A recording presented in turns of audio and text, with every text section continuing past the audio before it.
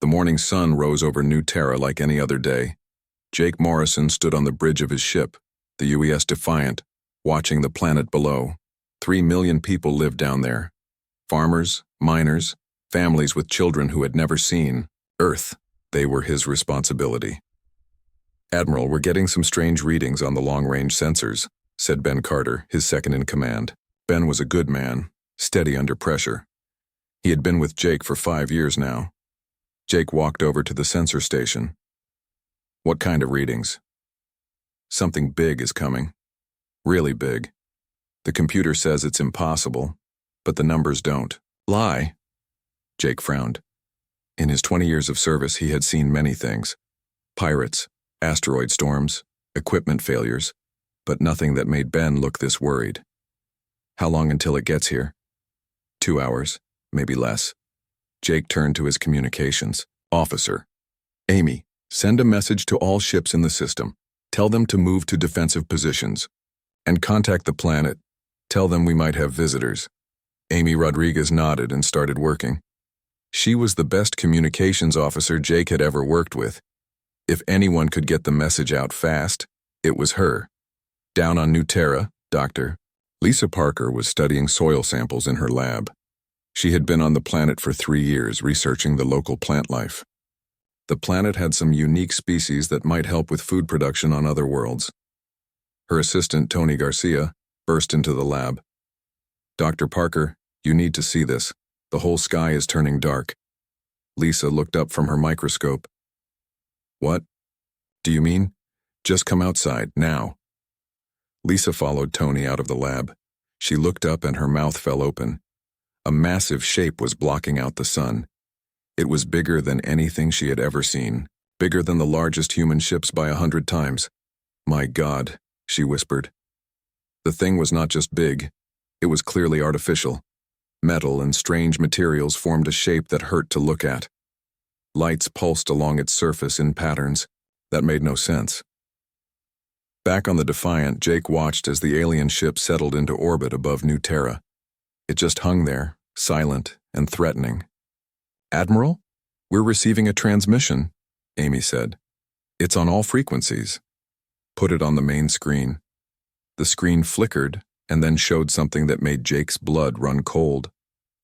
The being on the screen was tall and thin, with gray skin and eyes that seemed to glow. It wore elaborate robes and held what looked like a weapon. "I am Emperor Vexton of the Zephyrian Empire," the being said.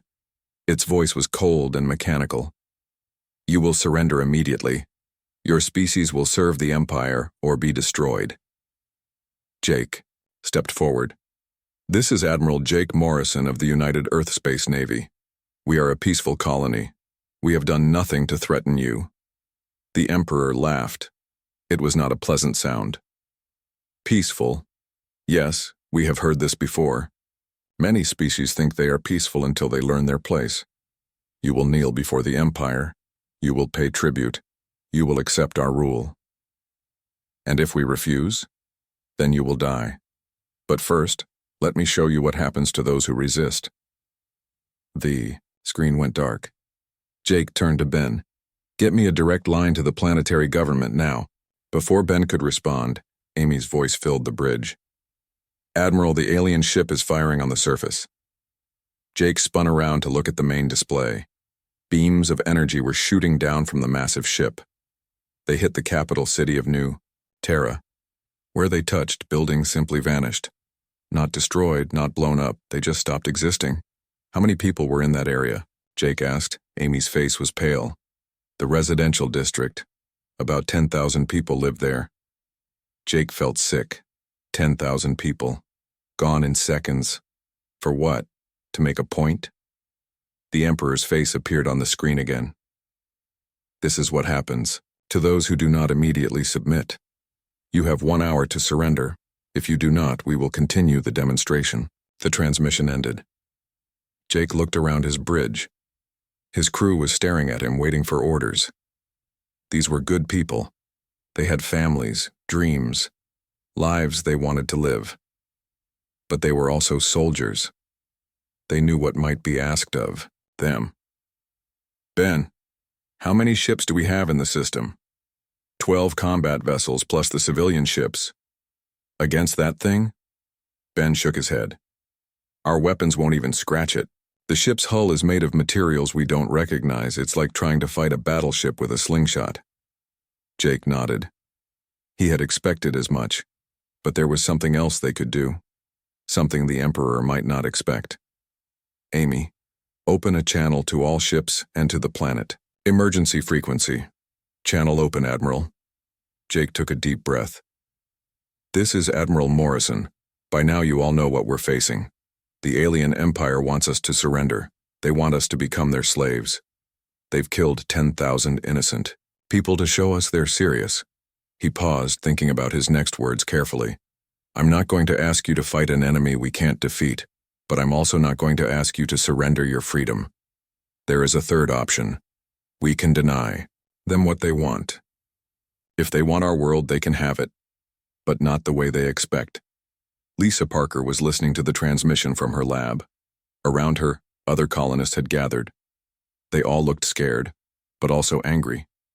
The Emperor had killed their friends, their neighbors. We're going to evacuate everyone we can, Jake continued. But before we leave, we're going to make sure there's nothing left for them to rule. If they want to be emperors of Ash, that's what they'll get.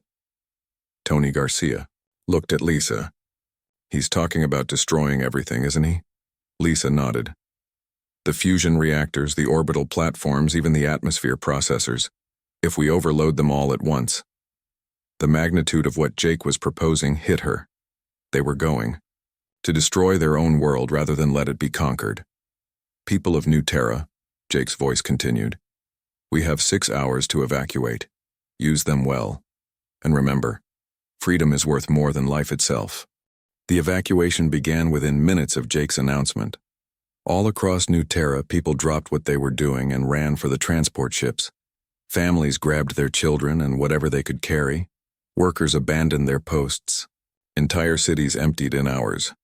Amy Rodriguez worked at her station on the Defiant, coordinating the massive evacuation.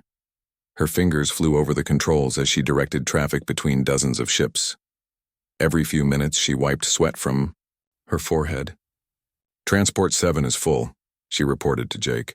That's 2,000 more people off the planet. Jake nodded, but his face showed no relief. How many more do we need to get? 2,800,000. Maybe more if people are hiding. In the outer settlements. The numbers were impossible. They had maybe 50 transport ships and each could only carry a few thousand people. Even working perfectly, they could not save everyone. On the planet's surface, Rick Thompson was loading his transport ship as fast as possible. Rick had been a cargo pilot for 15 years. He knew how to pack a ship efficiently. But today, efficiency meant life or death. Come on, move faster, he shouted to the crowd of people waiting to board. We don't have all day. A woman with 2 small children approached him. Please, my husband is still in the city. Can you wait just a few more minutes? Rick looked at her children. They could not have been more than 5 years old. Their eyes were wide with fear. Ma'am, I'm sorry, but if we wait, we all die. Your husband would want you and the kids safe. The woman started crying. But she got on the ship with her children. Meanwhile, Dr. Lisa Parker was working in the planet's main fusion facility. The place that provided power to half the continent was now going to become a weapon. She and Tony Garcia were overriding every safety system they could find. Are you sure this will work? Tony asked, as he connected 2 power cables that were never meant to touch. The explosion will be visible from space, Lisa said. When all 6 fusion plants go up at the same time, along with the orbital platforms, the whole planet will crack. And if we're still here when it happens? Lisa did not answer. They both knew what would happen. Above them, the Zephyrian ship waited. Emperor Vexthon was studying reports from his landing parties. The humans were running away like insects when you lifted a rock. It was almost amusing. War Commander, he said to his subordinate, how long until we have control of their major cities? Within the hour, my lord. The humans are abandoning everything. They leave behind their homes, their possessions, everything they have built. The Emperor laughed. Cowards, just like all the other species we have conquered. They talk about honor and freedom, but when faced with real power, they run. Should we pursue their ships? No. Let them go for now. Once we have secured their worlds, we will hunt them down at our leisure. First, we take what they have built. Then we make them watch as we use it. But the Emperor did not understand what the humans were really doing. His species had conquered 47 worlds. Every time the defeated people had surrendered their infrastructure intact. They had begged to serve, hoping to preserve something of their old lives. Humans were different. Back on the Defiant, Jake was getting reports from across the system. The evacuation was going faster than expected, but it was still not fast enough. "Admiral," Ben Carter said, "we're getting a transmission from Earth Command." Jake sighed. Earth Command was 40 light-years away. Whatever message they were sending had been transmitted almost a week ago before the aliens arrived. "Put it through." The face of Admiral Sarah Williams appeared on the screen. She was Jake's superior officer and an old friend. "Jake, we're getting reports of unknown ships in your sector. If you encounter them, remember that humanity's first contact with an alien species must be peaceful. Follow all protocols. Do not take any aggressive action without direct authorization from Earth Command." The message ended. Jake almost laughed. Peaceful first contact. The aliens had already killed 10,000 people. "Admiral," Amy called out, "I'm getting a priority transmission from Transport Team 5. They're at the northern mining colony. Put them through." The voice that came through was filled with static and fear. "This is Captain Helen Brooks. We're trapped at Mining Station 12. The aliens have landed troops. They're not letting anyone leave." Jake's jaw tightened. "How?" "Many people are with you. About 500 families mostly. The aliens are surrounding us. They're saying something about keeping us as examples." Jake looked at Ben. They both knew what this meant. The Zephyrians were going to use the trapped miners as hostages. "Captain Brooks, can you reach the station's fusion reactor?" "Yes, but why would we?" "Oh." Her voice went quiet. "You want us to overload it?" "It's your choice, Captain. But if you're trapped anyway." There was a long silence. Then Helen's voice came back, stronger than before. "Understood, Admiral. If we're going to die, we'll die as free humans. Mining Station 12 will be a crater in 10 minutes. The transmission ended. Across the planet, similar scenes were playing out. Humans faced with capture were choosing death instead.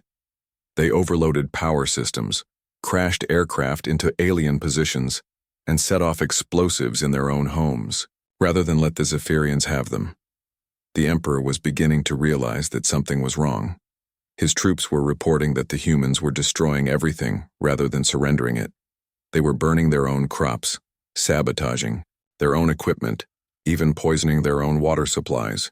"This is not how conquests work," he told his war commander. "The inferior species are supposed to preserve their infrastructure for our use." "Perhaps they do not understand proper surrender protocols, my lord. Then we will teach them." But the Emperor was about to learn that some lessons could not be taught. Dr. Lisa Parker finished her work at the fusion plant and looked around one last time. This place had powered her research for 3 years. She had made friends here, discovered new things, built a life. Now she was about to destroy it all. She activated the timer and ran for the exit. She had 15 minutes to reach the evacuation point. As she ran, she could hear explosions in the distance. Other facilities were already going up. The planet was beginning to die by its own hand. Above in space, Jake watched as Transport 17 cleared the atmosphere. That was the last ship they could fill. There were still over 1 million people on the planet, but there was no more time. "Admiral," Amy said quietly, "all evacuation ships are clear. We should leave now." Jake looked at the planet one more time. Beautiful blue oceans, green continents, white clouds. In a few hours it would all be gone. "Send the detonation signal," he said. Amy's finger hovered over the control. "Sir, there are still people down there." "I know, but if we don't do this, everyone dies as slaves. This way, some of us stay free." Amy pressed the button. The light from New Terra's destruction could be seen from 3 star systems away.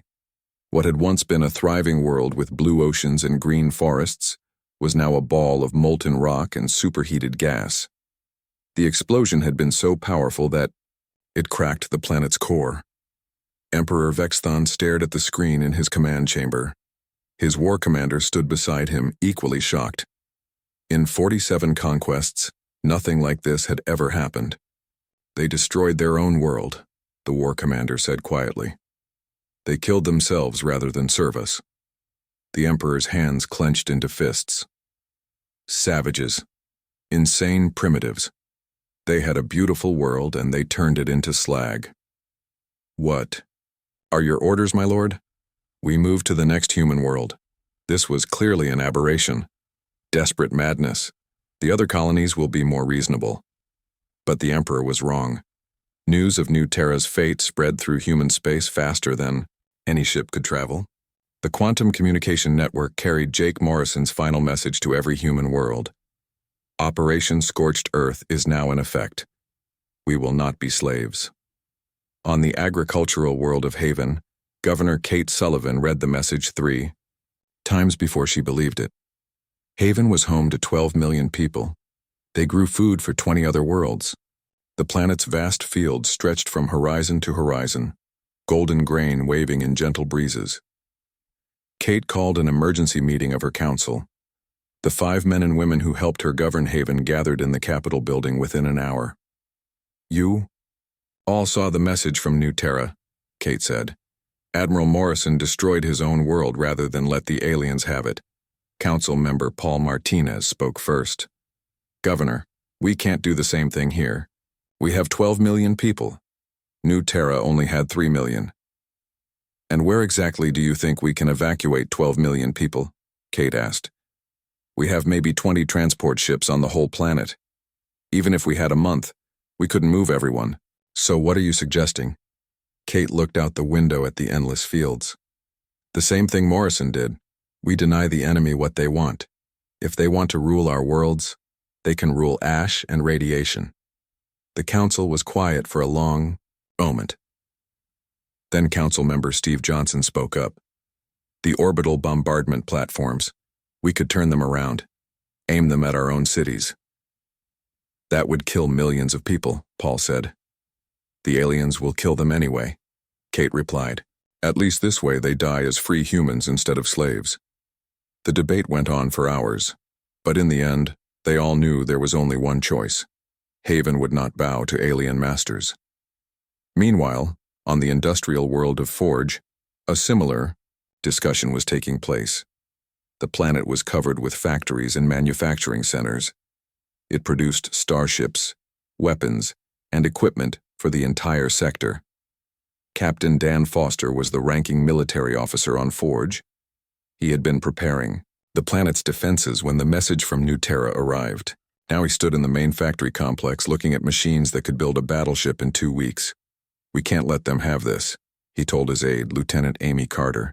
If the aliens get control of our shipyards, they'll build a fleet that can conquer the entire galaxy. But sir, there are 8 million people on this world. We can't possibly evacuate them all. Dan nodded grimly. Then we'll save who we can and make sure the rest don't die for nothing. The plan was brutal in its simplicity. They would pack the transport ships with as many people as possible. Everyone else would go to the underground shelters. Then they would turn the factories into bombs. Each manufacturing center used antimatter containment systems. If those systems failed at the same time, the explosion would be visible from orbit.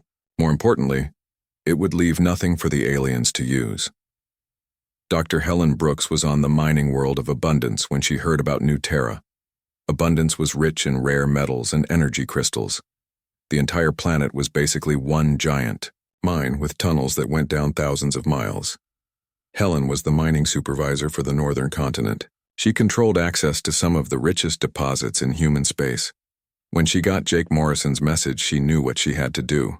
Tony, she called to her assistant, Tony Williams, get me the detonation codes for the deep charges. The antimatter charges? Dr. Brooks, those are for breaking up asteroids. If we set them off in the mine shafts, the whole planet will crack open like an egg, Helen finished. That's the idea. Tony stared at her. You want to destroy the planet? I want to make sure the aliens get nothing from us. If they want our resources, they can dig them out of a million pieces of floating rock. The word spread from world to world. Every human colony faced the same impossible choice: submit to alien rule or destroy everything they had built. Most chose destruction. On the research station at Kepler Prime, scientists overloaded their fusion reactors and turned their home into a miniature star. On the trading post at New Gibraltar, merchants loaded their warehouses with explosives and waited for the aliens to arrive. On the farming moon of Series 2, colonists poisoned their soil with radiation rather than let aliens eat food grown by human hands. Emperor Vexithon watched. His empire's easy conquest turned into a nightmare. Each world his forces approached was either empty or destroyed. The humans were committing species-wide suicide rather than accept Zephyrian rule. "This is impossible," he raged at his council. "No species behaves this way. They are supposed to want to live, even as slaves." "Perhaps we underestimated them, my lord," suggested his science advisor. "Their psychological profile may be different from other species we have encountered." "Different? They are insane. They value death more than life." "No, my lord. They value freedom more than life." The emperor struck his advisor across the face. "Freedom is an illusion. Only power matters. Only strength." But even as he spoke, more reports came in. The industrial world of Forge had exploded, taking with it the largest shipyard in human space. The mining world of Abundance had cracked in half, spilling its precious metals into the void. The agricultural world of Haven had become a radioactive wasteland. In less than a week, the Zephyrian Empire had gone from conquering rich human worlds to ruling empty space filled with debris and radiation. The other species in the galaxy watched, in amazement. The Karathi, who had surrendered to the Empire after losing a single battle. The Veltons, who had actually invited Zephyrian rule to avoid a war. The Nexari, who had sold out their own colonies for favorable trade deals. All of them had heard of the human strategy. None of them could understand it. On the refugee ships scattered throughout human space, the survivors watched their former homes burn. They had lost everything they owned, everyone they loved, every place they had ever called home. But they were still free. Jake Morrison stood on the bridge of the Defiant, looking at a tactical display showing the destruction across human space. 43 worlds destroyed. Hundreds of millions dead. The greatest self-inflicted catastrophe in galactic history. "Admiral," Ben Carter said quietly, "was it worth it?" Jake thought about the question for a long time. Then he looked at the tactical display again. Each red dot represented a world that the aliens could not use, resources they could not steal, people they could not enslave. "Ask me in 100 years," he said, "when our children are still free." Emperor Vexthon had seen enough. The humans had destroyed 43 worlds in 2 weeks. Every planet his forces approached turned into fire and ash before they could land. The greatest military machine in the galaxy was being defeated by an enemy that refused to fight. "Bring me War Admiral Thekmor," he commanded. Thekmor was the Empire's most feared commander.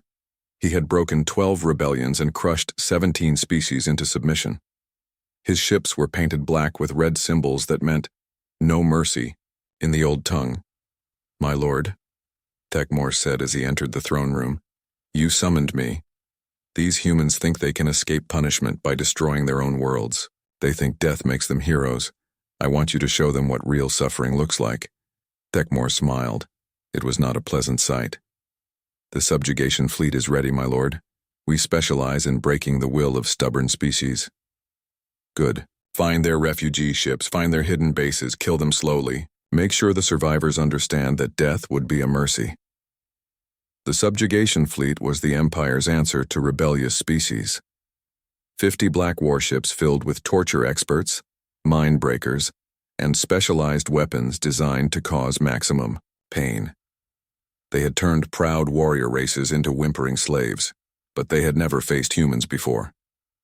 Commander Laura Davis was escorting a convoy of refugee ships when the first attack came. She commanded the destroyer UES Valiant, one of the few military ships that had survived the evacuation of New Terra. "Contact bearing 047, her sensor operator called out. Multiple large ships moving fast. Laura looked at her tactical display. 20 black ships were approaching her convoy. Her single destroyer against 20 enemy warships. Signal the transports, she ordered. Tell them to scatter. Full emergency burn. Ma'am, what about us? Laura looked around her bridge. 12 good people who had families waiting for them somewhere. 12 people who deserve to live. We buy them time, she said simply. The Valiant turned toward the enemy fleet. Laura knew she could not win, but she could make the aliens pay, a price for every refugee ship they caught. The battle lasted 18 minutes. The Valiant destroyed 3 enemy ships before the aliens overwhelmed her defenses. Laura died at her post, but her sacrifice saved 2,000 civilians. News of the attack spread quickly through the human refugee fleet. The aliens were no longer content to rule empty worlds. Now they were hunting survivors. On the hidden base, at Titan Station, Paul Martinez was working on a desperate project. The station was built inside a hollowed-out asteroid, invisible to most sensors. It housed 50,000 refugees from the destroyed worlds. Paul was an engineer who had escaped from Haven. He had watched his home world turn into glass and radiation. Now he was turning civilian cargo ships into weapons. The idea is simple, he explained to his team. We pack the ship with explosives and antimatter. One person pilots it toward an enemy ship. At the last second, they jump out in an escape pod, while the ship continues on autopilot. That's suicide, said one of his assistants. No, Paul replied. Suicide is what we did to our worlds. This is warfare. The kamikaze ships were crude but effective. A converted freighter could carry enough explosives to crack a battleship in half, and the aliens never expected cargo ships to attack them. Meanwhile, Dr. Lisa Parker was working on a different kind of weapon. She had managed to save samples of biological data from New Terra before its destruction. Now she was using that knowledge to fight back. The aliens have to eat, she explained to her research team aboard the mobile lab ship. Their food supply comes from conquered worlds. If we can contaminate their supplies with engineered viruses, that's biological warfare, her assistant said. They started it when they killed 10,000 innocent people to make a point. Lisa had always been a peaceful scientist. She had spent her career studying plants and helping worlds grow better crops. But watching her homeworld die had changed her. Now she used her knowledge to create weapons that could kill without leaving evidence. The refugee fleets were learning to fight in ways the Empire had never seen. They used hit-and-run tactics, striking from nowhere and disappearing before the aliens could respond. They turned their own weakness into strength. Commander Rick Thompson led one of the most successful refugee groups. His flotilla of 30 ships moved constantly, never staying in one place for more than a few days. They had been the crew that evacuated Mining Station 12 before it exploded. The aliens expect us to fight like a regular military, he told his captains. Ships in formation, battles with clear winners and losers. We're not going to do that. Instead, Rick's people fought, like pirates. They attacked supply convoys, raided fuel depots, and sabotaged alien equipment. When the enemy sent warships after them, they scattered in 30 different directions. Let them try to catch us all, Rick said. But the Empire was learning too. War Admiral Thekmore studied the human tactics and adapted his strategy. If the humans wanted to fight like criminals, he would hunt them like criminals. They need supplies, he told his officers. Food, fuel, replacement parts. Find their supply sources and cut them off. Make them choose between fighting and starving. The war became a deadly game of cat and mouse. The aliens had bigger ships and more firepower, but the humans knew the territory better and had nothing left to lose. On the Defiant, Admiral Jake Morrison was coordinating the human resistance. His ship had become a mobile command center, constantly moving to avoid detection. We're getting reports from across the sector, Ben Carter told him. The aliens have found 3 more refugee bases. They're not taking prisoners. Jake studied the tactical display. Red dots showed where human bases had been discovered and destroyed. Blue dots showed where refugee fleets were still operating. The red dots were growing more numerous. They're learning our patterns, he said. We need to change our tactics. Sir, we're running out of options, We have maybe 200 ships left in the entire sector. The aliens have thousands. Jake nodded. The numbers were not good, but numbers were not everything. Ben, send a message to all surviving ships. Tell them about Operation Ghost Strike. What's Operation Ghost Strike? Jake smiled grimly. Something the aliens won't expect. If they want to hunt us like criminals, we'll show them what real criminals can do. The message went out across human space. The few remaining ships began to converge on a single target. Not a military base or a supply depot, but something much more valuable. The Empire's home system. Jake Morrison was tired of running, tired of watching his people die while aliens celebrated their victories. It was time to take the fight to the enemy's front door. If we're going to lose, he told his crew, let's make sure they remember us. Captain Tony Garcia had been planning the raid on Nexus Prime for 3 weeks. The massive space station was the Empire's main supply depot for the entire sector. It held enough fuel, weapons, and equipment to support their war effort for years. It was also protected by 50 warships and defense platforms that could destroy anything that came near. This is insane, his second-in-command told him as they approached the station. We have 12 ships against their entire defensive fleet. Tony looked at his ragtag force. 8 converted freighters loaded with explosives, 3 damaged destroyers, and 1 mining ship that should have been scrapped years ago. Not exactly a fearsome armada. Insane plans are the only ones that work against these aliens, Tony replied. They expect us to be logical. We're going to be crazy instead. The attack began at 0300 station time. Tony's ships came in from 6 different directions, moving fast and low to avoid the sensor nets. The first the aliens knew of the attack was when a converted grain hauler crashed into their main fuel depot. The explosion could be seen from a light year away. Secondary explosions rippled through the station as fuel tanks and ammunition stores caught fire. Within minutes, the entire supply complex was burning. Target the command center, Tony ordered. Don't let them coordinate their defenses. His ships swarmed over the station like angry insects. They were too small and too fast for the big defense guns to track. By the time the alien warships responded, half the station was already destroyed. Tony himself piloted the final attack run. His ship, a converted passenger liner, was loaded with antimatter charges and aimed at the station's main reactor. At the last second, he ejected in an escape pod and watched his ship complete its mission. Nexus Prime died in a ball of white fire. With it went the Empire's ability to supply their forces in human space. The aliens would have to bring everything from their homeworlds now, doubling their supply lines and cutting their effectiveness in half. The victory came at a terrible cost.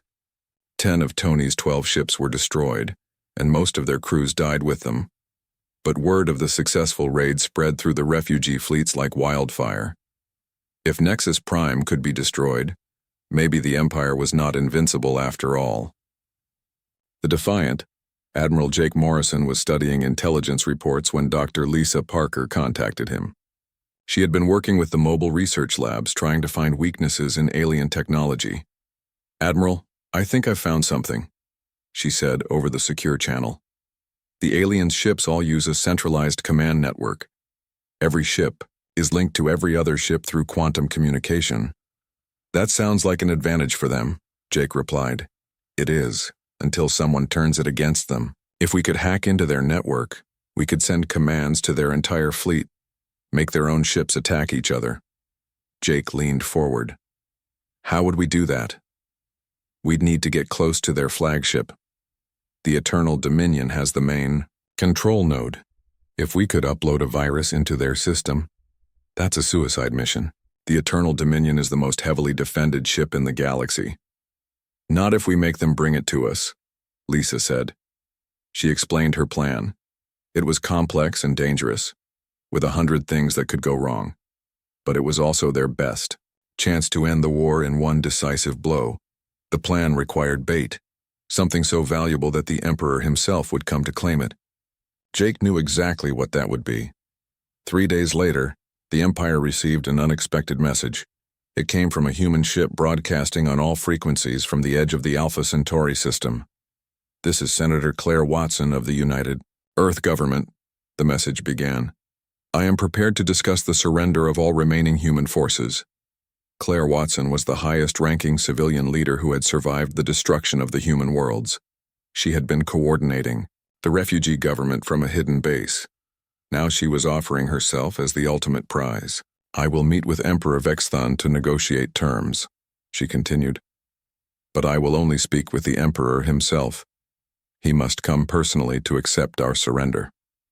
It was exactly what the Emperor wanted to hear. The human leader, begging for mercy, coming to kneel before his throne. The perfect end to a war that had caused him far too much trouble. "Prepare the eternal dominion," he commanded. "I will accept their surrender in person.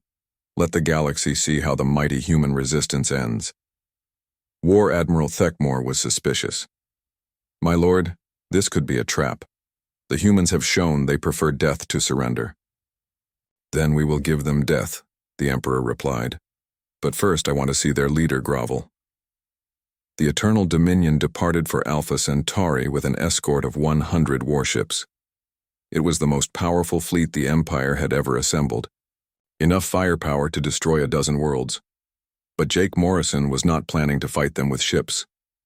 The meeting was arranged for the space above Alpha Centauri's third planet. Senator Watson would board the Eternal Dominion alone and unarmed. The Emperor would accept her surrender and decide the fate of her species. What the aliens did not know was that Dr. Lisa Parker was already aboard the ship. 3 weeks earlier, Parker had hidden herself in a supply container bound for the Eternal Dominion. She had spent 21 days in the ship's cargo hold, eating emergency rations and avoiding detection. Now she was in position to upload her virus directly into the ship's computer core. "Admiral," she whispered into her hidden communicator, "I'm at the main computer, ready to upload the virus on your signal." Jake watched as Senator Watson's small ship approached the alien fleet. Claire was brave beyond measure. She knew she was probably going to die, but she was willing to sacrifice herself for the chance to strike back at their oppressors. "All ships, prepare for Operation Final Strike," Jake broadcast to the scattered human fleet. "Remember, we only get one chance at this." The human ships were hiding throughout the system, powered down and drifting like debris. 50 vessels, all that remained of humanity's once mighty fleet. They would reveal themselves only when the virus took effect. Senator Watson docked with the Eternal Dominion. She was escorted to the Emperor's throne room under heavy guard. Jake watched through her hidden camera as she walked into the chamber. Emperor Vexthon sat on a throne made from the bones of some extinct species. He looked at Claire with obvious contempt. "So," he said, "the mighty human rebellion ends with begging."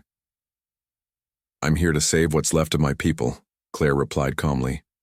"There is nothing left to save. Your species will serve the Empire or be extinct. Those are your only choices." Claire looked around the throne room, at the guards with their weapons, at the Emperor with his arrogant smile, at the viewports showing the vast alien fleet. "You're wrong," she said quietly. "There's a third choice." She pressed a hidden button on her clothing. The signal went out to Dr. Parker in the computer core. Parker uploaded the virus. The virus spread through the Zephyrian fleet's command network like wildfire. Ship after ship began receiving false orders from their own computers. Navigation systems turned ships toward each other. Weapon systems locked onto friendly targets. Communication arrays shut down without warning. On the bridge of the Eternal Dominion, chaos erupted as control panels exploded in showers of sparks. Emperor Vexthon watched in horror as his flagship systems turned against him. "What is happening?" he screamed at his technical staff. "My lord, we're getting contradictory orders from the command network. The computer thinks we're under attack by our own fleet." In the computer core, Dr. Lisa Parker watched her virus work. The alien technology was more advanced than human systems, but it was also more complex. More complex meant more ways to break it. The virus was simple, but effective. It made every ship in the fleet think that every other ship was an enemy. The aliens' own advanced networking was destroying them from within. "All human ships, this is Admiral Morrison." Jake's voice came over the hidden communication system. "The virus is active. Begin the attack." Across the Alpha Centauri system, 50 human ships powered up their engines and revealed themselves. They had been waiting in the shadows, disguised as space debris and dead hulks. Now they struck like a sword from the darkness. Captain Dan Foster led the first wave in his converted battleship, the UES Retribution. His ship was a patchwork of salvaged parts and jury-rigged weapons, but it still had teeth. "Target the command ships," he ordered his gunner, "the ones without damage from the virus." The alien fleet was in complete disarray. Ships were firing on their own escorts while others spun helplessly out of control. The careful formation that had made them so powerful was now working against them. But the Emperor's personal guardships had been built with independent systems. They were not affected by the virus and moved to protect the Eternal Dominion. "Admiral Morrison to all ships." Jake's voice crackled over the radio. "I'm taking the Defiant in for a direct attack on the flagship. Cover me." Jake's ship accelerated toward the massive alien vessel. The Defiant was badly damaged from months of fighting, but it was still the most powerful ship in the human fleet. On the Eternal Dominion's bridge, War Admiral Thekmore was trying to restore order. "Isolate the command network," he shouted. "Cut all connections to the other ships. Sir, if we do that, we lose all coordination. We'll be fighting blind. Better blind than controlled by the enemy." The aliens began manually disconnecting their ships from the network, but the damage was already done. Half their fleet was destroyed or disabled, and the humans were pressing their attack. Senator Claire Watson found herself forgotten in the chaos. The guards who had been watching her were now trying to save their own ship. She made her way toward the escape pods, hoping to survive what came next. In the computer core, Lisa Parker was not so lucky. Alien security forces had found her location and were closing in. She could hear their footsteps in the corridor outside. "Admiral," she whispered into her communicator, "I can't hold this position much longer. The virus is uploaded, but they're going to find me. Can you get to an escape pod?" "Negative, they have the corridors blocked." Lisa looked around the computer chamber. Banks of alien technology hummed around her. The heart of the Empire's most powerful ship. "Admiral, I can overload the main computer core. It will destroy the ship's central systems, but the explosion will kill me too." There was silence on the radio for a moment. Then Jake's voice came back, heavy with sadness. "Doctor, you don't have to do this." "Yes, I do. This is what we've been fighting for. The right to choose our own fate." Lisa began the overload sequence. The computer banks around her started to glow brighter and emit a high-pitched whine. "Tell my family I died free," she said, and cut the communication link. The Eternal Dominion's computer core exploded in a ball of blue fire. The ship's lights went out as its main systems died. Emergency power kicked in, but the flagship was now effectively dead in space. Emperor Vexthon felt his mighty ship shudder and die around him. The bridge was lit only by emergency lighting, and half his control systems were offline. "My lord," Thekmore reported, "we've lost main power, navigation, and weapons control. We're defenseless." The Emperor stared at the tactical display. His grand fleet was destroyed. Ships drifted in pieces throughout the system. Those few vessels that still functioned were scattered and leaderless. "How?" he whispered. "How did these primitives defeat the greatest fleet in the galaxy?" Through the bridge viewports, he could see human ships closing in. They looked like scavengers compared to his mighty dreadnoughts, but they were the ones still fighting. Captain Dan Foster's ship pulled alongside the Eternal Dominion. Foster himself led the boarding party that cut through the hull and stormed the bridge. The Emperor expected to be executed. In his empire, defeated leaders were always killed. But the humans surprised him again. "Emperor Vexthon," Foster said, "you are under arrest for war crimes. You will be tried by the surviving representatives of the worlds you destroyed." "You cannot judge me," the Emperor snarled. "I am the ruler of 47 star systems." "Not anymore," Foster replied. The news of the Emperor's defeat spread across the galaxy faster than light itself. The Zephyrian Empire, which had seemed invincible for centuries, had been brought down by a species that preferred death to slavery. On worlds throughout the Empire, subject species began to rebel. The Karathi threw off their alien overseers. The Veltans reclaimed their stolen colonies. The Nexari executed their puppet leaders and declared independence. Within 6 months, the Zephyrian Empire collapsed completely. 47 worlds became 47 independent systems, and the galaxy breathed free for the first time in generations. The cost had been terrible. Humanity lost 90% of its population and all of its original worlds. But the survivors began the slow process of rebuilding. New colonies were established on empty worlds far from the old empire. The refugees who had lived on crowded transport ships for months finally had homes again. Children who had been born in space took their first steps on solid ground. Admiral Jake Morrison, now bearing the scars of the long war, oversaw the reconstruction efforts.